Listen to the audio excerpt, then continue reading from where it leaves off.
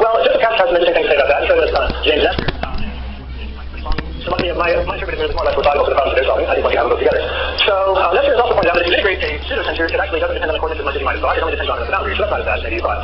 So I conclude that energy and general relativity isn't clearly a conceptual problem anymore. I think it's more like, if you will, in Freudian terminology, it's more like a puzzle. It's the kind of thing that scientists tend to work on and tend to sort out would be fine. And so improving the coherence of physics, I think, makes scientific progress in a sense allows us to recognize. Okay, there's another issue where general relativity is a little bit mysterious, and that has to do with the issue of change in Hamiltonian general relativity. So Richard Healy had a response to this issue. There was a paper by Don Herman about the question of missing change in Hamiltonian general relativity that lost good attention. Healy had a response to the effect that if the theory really were to imply that there was no change or otherwise so overgrow the way we confront theories of evidence and so on, then we just couldn't believe it. It would be falling off our own branch. So Herman's paper was published with a response from Tim Maudlin, who pointed out that, as a matter of fact, the solutions we know about Einstein's theory talk about time-dependent processes, size per aspect, radius per process, and so on.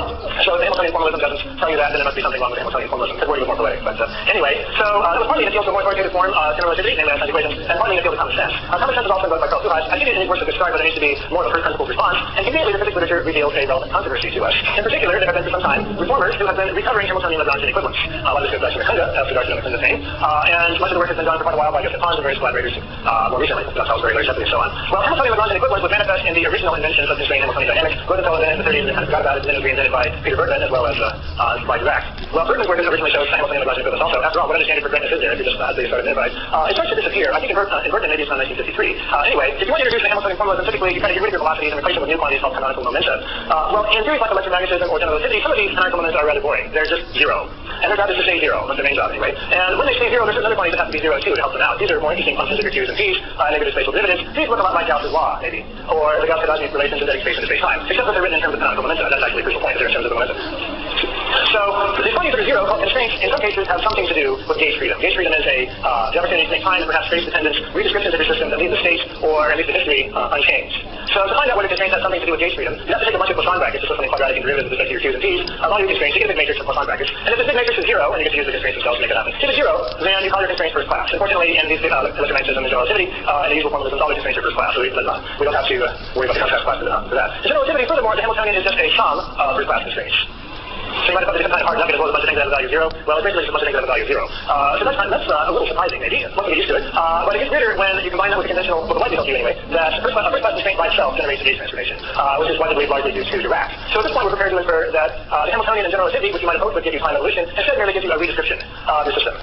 But look around, there's change. Or look at Einstein's equations, there's change there.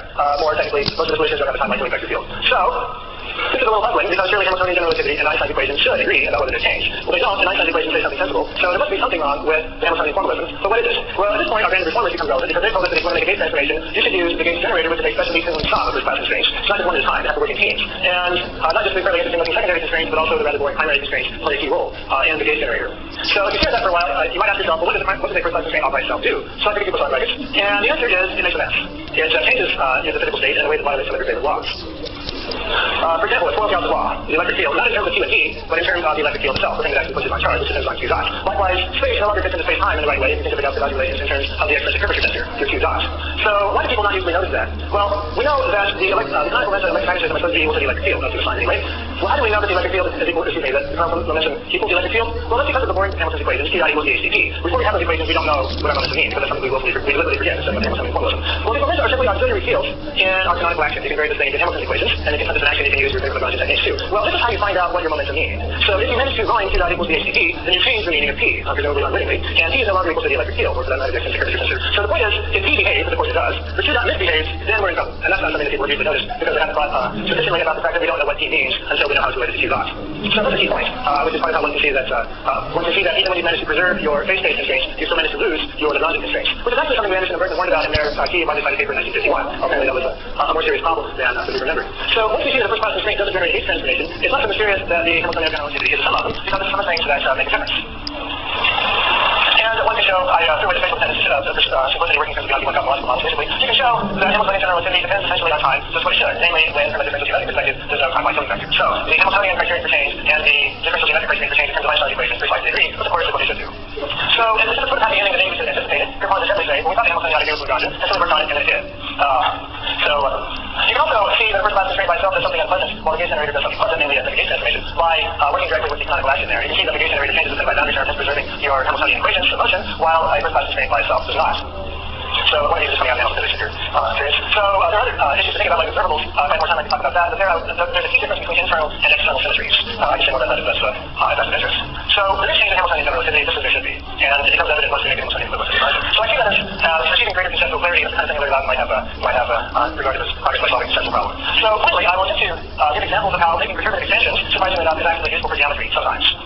So there's a mistake in Einstein's 1917 paper. It's not the one that's talked about in a little anecdote Yama's book, and I'm presumably all over the internet. It's one that has been talked about some in the physics literature in the 60s, right? We talked about it, for example. Various other people, English studying it particularly energetic and posing this state. The problem is that there's a bad analogy in Einstein's paper. So this is the paper Orlando's introduced. You probably many of you have read it. Basically, he starts by modifying the Poisson equation for Newtonian gravity. He doesn't realize it's been done before at that stage. He's done that a little later. Anyway, he modifies Poisson's equation and determines linear algebraic and potential. Retrospectively, we might now call this a master, although that would be anachronistic maybe in 1917. So this analogy, according to Shipping, is the opening line of the bizarre comedy of errors. He actually has some other things to say, but I quoted them. What is the problem? Well, the problem is that lambda is zeroth order in potential. It's like adding the number 1 in your equations of motion. That's still stronger than having potential itself. And that's why the effect on the point mass is very different from the cosmological constant from what it is for a graviton mass term. Well, this has been unchallenged until Heckman pointed it out in 1942. 1942 in Germany probably wasn't a good place to make serious criticisms of Einstein's theory and have them circulate worldwide. So it took a while, 3 years in the 60s, independently from various people. So lambda gives you a weird quadratic potential from a point source. This is what we now call the Einstein decider metric, which of course is going to cover in a while. That is Einstein decider. Anyway, lambda gives a weird quadratic potential, whereas the modified Poisson equation gives you something very sensible, a 1 million pound potential, whenever Einstein's an exponentially decaying factor, where the exponentially carries away from the mass. So if you don't make a perturbative expansion, then you may not notice the zeroth order versus first order difference. If you do, then you won't fall into that analogy. So sometimes understanding geometry is facilitated by making perturbative expansion. Making perturbative expansion can also help you some entities that you probably otherwise wouldn't have thought of. So here's an anecdote from Professor Stanley Dester.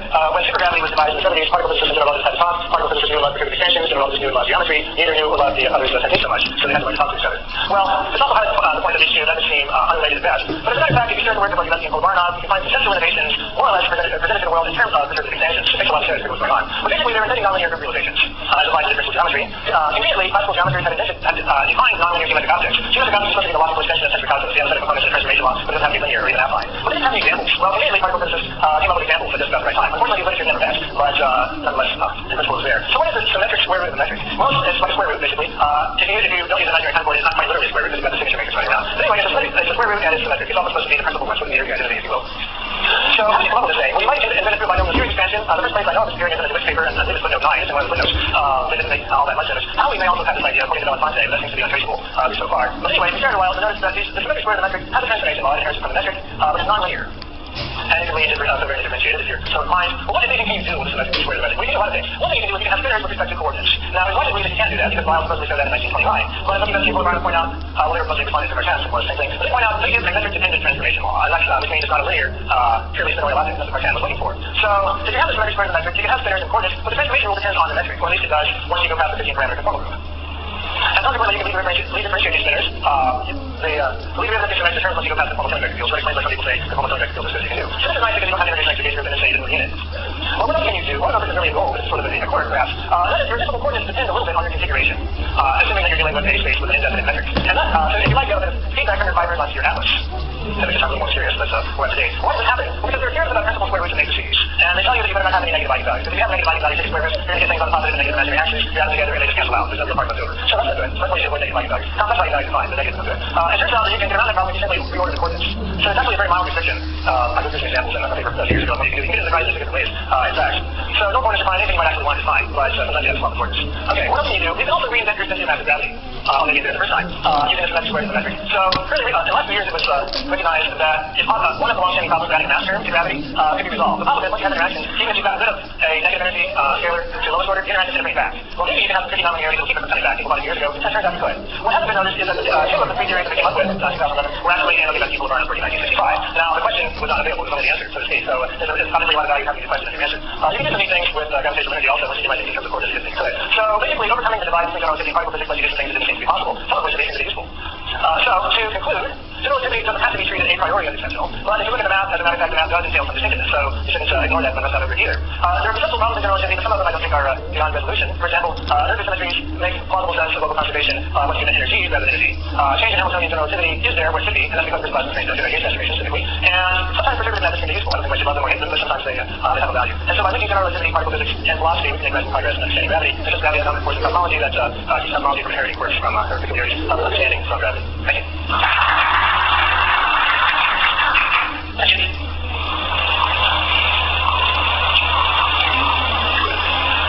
I don't know, just to take one of the things that I either didn't agree with or didn't understand. I mean, what problem is there in general relativity that the presence of another current solves? Well, it's a conceptual problem. And if you don't, that's what I want to know. What's the conceptual problem that it solves? The problem is the non-localization of gravitational energy. The solution is that there is gravitational energy in somewhere particular, but they're not more than you thought. What's the difference between that saying that it's not localized?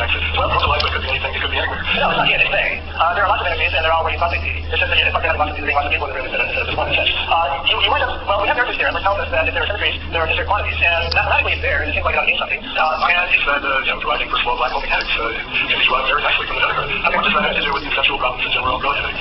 Well, most people think that the non-localization of gravitational energy is kind of weird and mysterious, and some people take it seriously and they call it localized gravitational energy. If you have localized gravitational energy, they're not possibilities, they're actualities. You got them all at once. So there's no choice to make. They just are localized and they're conserved. So it's not mysterious, just that there are lots of different ones. So it's not like you're wanting to have one at a time. My game is I'll grab them all at once. And hence they're certainly in particular places. All of them, but I don't want to interpret them as gravitational energy density. But anyway, I don't use them. So that's fine. I'd like to ask a different question. Two fields I don't know much about. Velocity and history. You're talking about giving the standard Bayesian theory paradigm. As far as I know, there's never been applied in physics. For example, transition, classical physics, quantum physics, something that can go down. When we go to spires, so forth as far as I know. So what explains infinite velocity is something that hasn't been used in physics?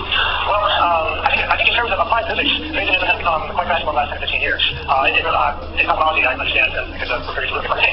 It's not quite widely used in more detailed considerations. Now, I don't think people have formally used Bayesianism in theory choice so much, but there are a few papers among philosophers that have attempted to do that. There was a paper that's not distinguished between Lagrangian hardcore protected belt, for example, which is a point problem and so on. The interest, I suppose, is we can see that science and applied science have something useful to say to each other. In this case, we can understand in some way that goes beyond the state of our camps what theory testing should be. We can also learn, that we actually need to pay attention to Latin theory. And how valuable it is to think about Latin theory, of course, depends on your discipline and how well the dominant theory is doing. But at least at some level, it's something one always should do when there's Bayesianism. So I think it's good to provide a lot of plausible illustration that this general reasoning is supposed to apply to more or less everything also applies to scientific research. It's a bit of a question. If one was to rewrite Newtonian gravity in a difficult and invariant way, as you discussed in theory, but that's symmetries. So it's almost a number of churches. Well, it might depend on how you do it.